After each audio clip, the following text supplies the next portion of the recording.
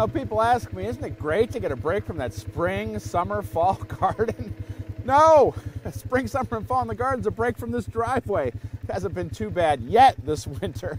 But today we're going to be working mostly inside, but we've got a few things to do on the outside. Follow me!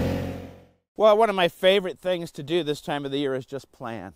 And I've got this little area here I've been working on. We've got a heptacodium over here, which is this great late blooming shrub with exfoliating bark, a paperbark maple, which I've always wanted. Again, exfoliating bark, just a beautiful tree.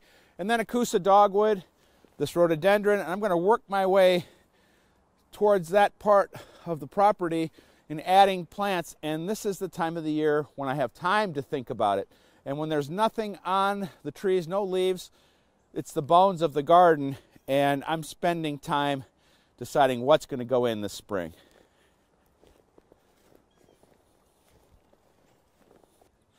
I love the planning part of gardening, of looking at, like I said, the bones of the garden. The next thing we're going to look at, though, is one of the most amazing things. Something blooming right now, and it is beautiful. Well, look at this. February in the snow, and our witch hazel is blooming. The deer came in here and ate a bunch of the buds, but there were enough left here to put on a show. And just look at this. Something blooming this time of the year. It is so beautiful, so wonderful. I can't even express it to you. All right, let's get inside. It's too cold out here. Great to be back inside. And today we're going to just make more plants out of our house plants. We're starting off with a Christmas cactus.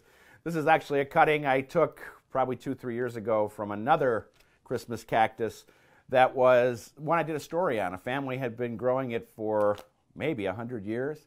And so I want to always have one. You know, I've got this one, I've got the big one. But again, in the winter, what are you going to do to keep busy? For me, it's growing plants on the windowsill. Nothing easier than a Christmas cactus. You can see there's just little rootlets on the edges here. And I'm just going to pinch. And I've just got some planting mix here. We took the segment off, and the planting mix is already moistened, and we'll stick it down in there. And a lot of times you see where you put rooting hormone on a plant to get it to root, but these plants, the aloe and the Christmas cactus and this Kalanchoe that I'm going to take a cutting of, they don't need it. All they need is a little bit of moist dirt, and boom, they're going to root for you. And I'm going to make probably 5 or 6 Christmas cactus, and then I'll show you the aloe.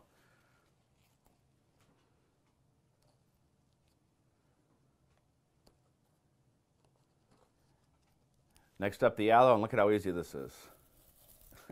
There it is. That's all it needs. Stick it down in here, and we're going to have plenty of aloe. I love growing aloe. Is there another one in here? Pop out. Yep, there it is. That's the root. And usually when I take cuttings of other plants, I'm covering them with plastic to keep the humidity up. Again, these are so easy to root that we're not even going to do that. Let's see if there's one more in here. There we go.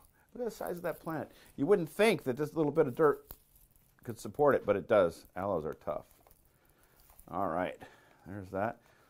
And then I'm going to put this stuff away, and we're going to do our Kalanchoe. Kalanchoe is another easy plant.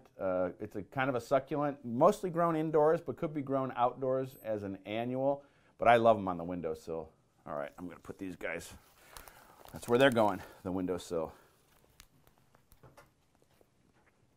Yeah, you can see the little rootlets on the Kalanchoe, and that's where I'm going to cut.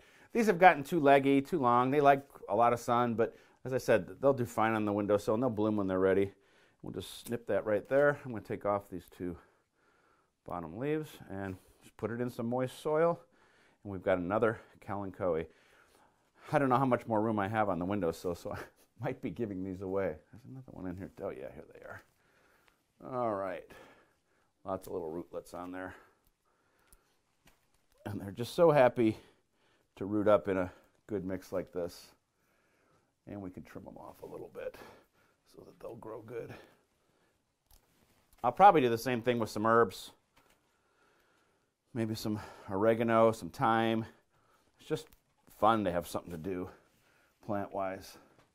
All right, I'm going to finish up here, and then we'll finish up. There's one.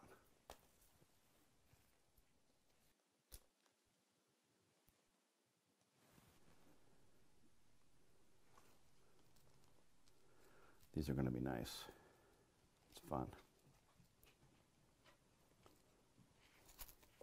All right, let's get this gangly thing onto the windowsill. As the days get longer, hopefully these plants will start to stand up. We'll start feeding them in March when we do have longer days. Now, check me out online. Lots of cool gardening stuff there, but an event you should know about called Celebration of Seeds.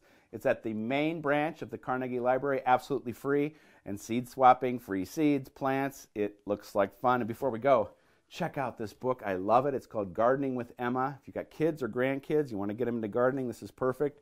Grow and have fun. That's what this book is all about. And it's not just for kids, or should I say, for kids of all ages. I love this book. Till next week, I'm going to take some more cuttings, herbs, what else? Maybe some parsley. We'll see you then. That'll freshen the breath.